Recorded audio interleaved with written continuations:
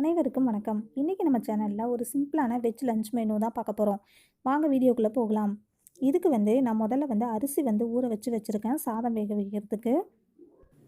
காரக்குழம்புக்கு தேவையான புளி ஊற வச்சு எடுத்து வச்சுருக்கேன். முருங்கைக்கீரை பொரியல் செய்கிறதுக்கு முருங்கைக்கீரையை நல்லா கழுவிட்டு அதை எடுத்து வச்சுருக்கேன்.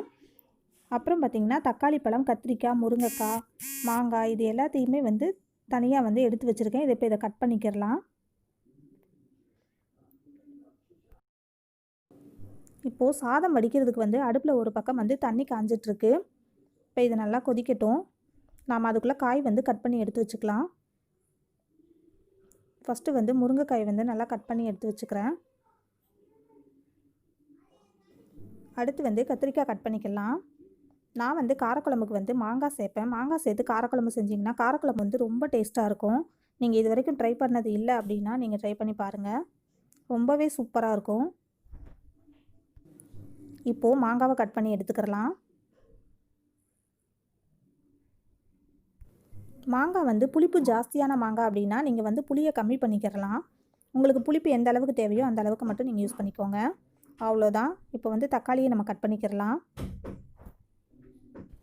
இந்த காரக்குழம்பு செய்கிறதுக்கு நான் 2 தக்காளி பழம் எடுத்திருக்கேன். தக்காளி பழத்தை நல்லா கட் பண்ணி எடுத்து வச்சுக்கலாம்.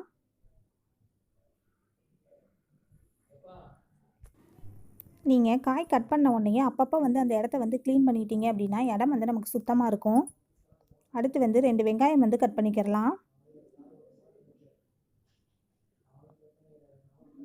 வெங்காயம் மீடியம் சைஸில் கட் பண்ணி எடுத்துக்கோங்க.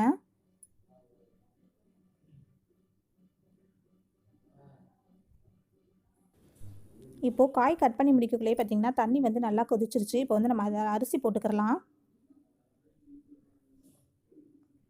அரிசி போட்டுட்டு குழம்பு வைக்கிறதுக்கு நம்ம ரெடி பண்ணிக்கிறலாம். அவ்வளோதான். அரிசி போட்ட உடனே நான் அடுப்பில் அந்த பக்கம் எடுத்து வச்சுட்டேன்.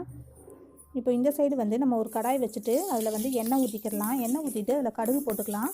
கடுகு நல்லா காஞ்ச உடனேயே வெங்காயம் சேர்த்துக்கிறலாம்.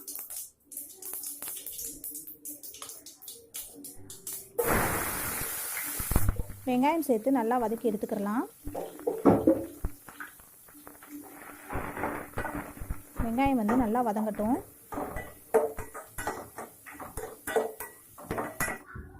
இப்போ நல்லா வதங்கிருச்சு. இப்போ நம்ம தக்காளி சேர்த்துக்கிறலாம். தக்காளி சேர்த்துட்டு தக்காளி நல்லா வதக்கி எடுத்துக்கலாம்.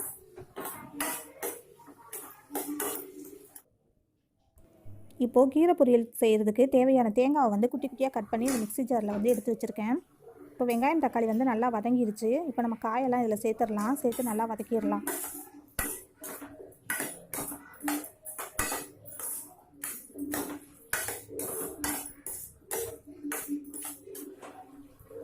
இப்போது காய் வதங்கிட்டு இருக்கும்போதே நமக்கு சாதம் வெந்துருச்சு. அதை நான் வடித்து எடுத்துக்கிறேன். இப்போ பொரியலுக்கு தேவையான தேங்காய் இருக்குது பார்த்திங்களா, அது கூட ஒரே 1 டீஸ்பூன் அளவுக்கு சீரகம் சேர்த்துட்டு அதை தண்ணி விடாமல் இந்த மாதிரி அரைச்சி எடுத்துக்கோங்க. இப்போ புளி சேர்த்துக்கிறலாம். குழம்புல புளி சேர்த்து நல்லா கிளறி விட்டுடலாம். புளி சேர்த்ததுக்கப்புறமா குழம்புக்கு தேவையான குழம்பு மிளகாத்தூள் நான் ஒரு 2.5 டீஸ்பூன் அளவுக்கு சேர்த்துக்கிறேன். நீங்கள் உங்களுக்கு தேவையான அளவுக்கு நீங்கள் சேர்த்துக்கோங்க. காரத்துக்கு தேவையான அளவுக்கு சேர்த்துக்கோங்க. சேர்த்ததுக்கப்புறமா தேவையான அளவுக்கு தண்ணி சேர்த்துக்கலாம். தண்ணி சேர்த்து நல்லா கலந்து விட்டுடலாம்.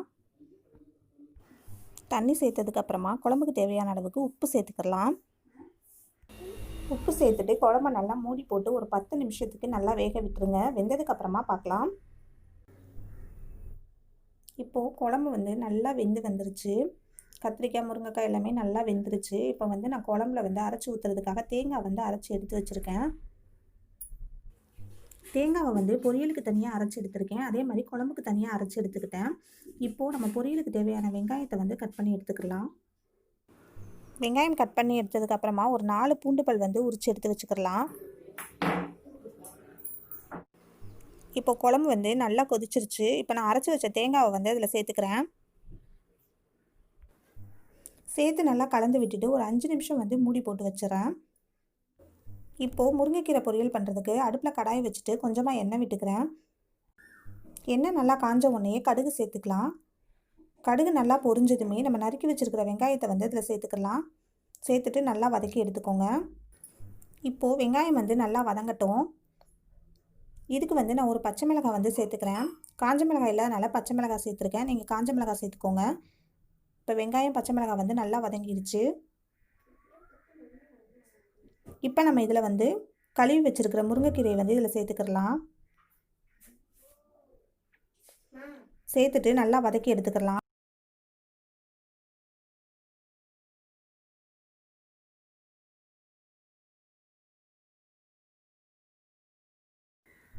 இப்போது கீரை ஓரளவுக்கு வதங்கினதுக்கு அப்புறமா அதுக்கு தேவையான அளவுக்கு உப்பு சேர்த்துக்கிறேன். பூண்டு வந்து தட்டி எடுத்து வச்சுருக்கேன், அதையும் இது கூட சேர்த்துக்கிறேன். சேர்த்து நல்லா கிளறி விட்டுடலாம்.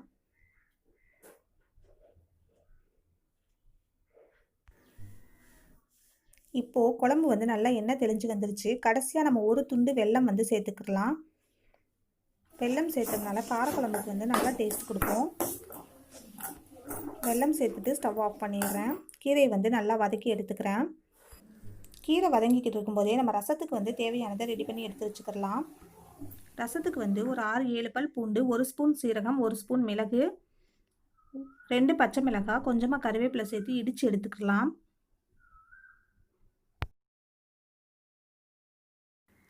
தண்ணி சேர்க்காமல் 1-2 இடித்து எடுத்துக்கோங்க. இந்த மாதிரி இடித்து எடுத்துக்கோங்க. ரசத்துக்கு தேவையான புளி வந்து ஏற்கனவே ஊற வச்சு எடுத்து வச்சுருக்கேன். புளியை வந்து ஒரு பாத்திரத்தில் வடிகட்டி எடுத்து வச்சுக்கிறேன். இது கூட இடித்து வச்ச ஜீரகம், பூண்டு அதெல்லாம் எல்லாம் சேர்த்துக்கலாம்.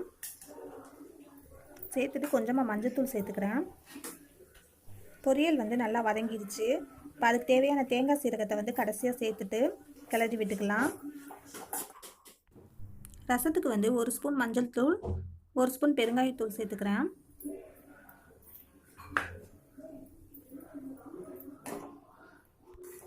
இப்போ பொரியல் வந்து நமக்கு ரெடி ஆயிடுச்சு. அதை இன்னொரு பாத்திரத்தில் வந்து நம்ம மாற்றி எடுத்துக்கலாம். இப்போ ரசத்துக்கு வந்து ஒரு தக்காளி பழம் வந்து புளிஞ்சு எடுத்துக்கலாம். நல்லா புளிஞ்சு விட்டுக்கோங்க. புளிஞ்சு விட்டுட்டு ரசத்துக்கு தேவையான அளவுக்கு தண்ணி வந்து சேர்த்துக்கோங்க. இந்த சமயத்தில் வந்து நீங்கள் புளிப்பு உப்புலாம் கரெக்டாக இருக்கான்னு செக் பண்ணி பார்த்துக்கோங்க. தேவையான அளவுக்கு உப்பு சேர்த்துக்கோங்க. இப்போ ரசம் வந்து தாளித்து விட்டுடலாம். அடுப்பில் கடாயை வச்சுட்டு தேவையான அளவுக்கு எண்ணெய் சேர்த்துக்கோங்க. எண்ணெய் நல்லா சூடான உடனேயே கடுகு சேர்த்துக்கலாம். கடுகு நல்லா பொரிஞ்ச உடனேயே கருவேப்பிலை சேர்த்துக்கோங்க. கருவேப்பிலை நல்லா பொரிஞ்சதுக்கு அப்புறமா நாம் வந்து ரசத்துக்கு ரெடி பண்ணி வச்சுருக்கிறத இதில் சேர்த்துக்கிறலாம்.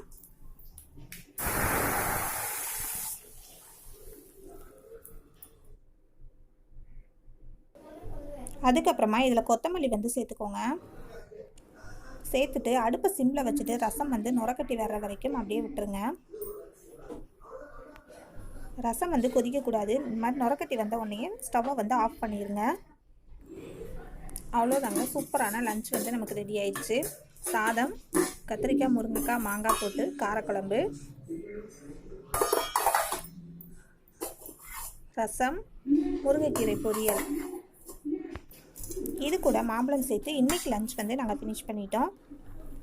இந்த வீடியோ உங்களுக்கு பிடிச்சிருந்தா மறக்காமல் லைக் பண்ணுங்கள், ஷேர் பண்ணுங்கள். தமிழ் குடியில் விருந்து சேனலை சப்ஸ்கிரைப் பண்ணுங்கள். நன்றி.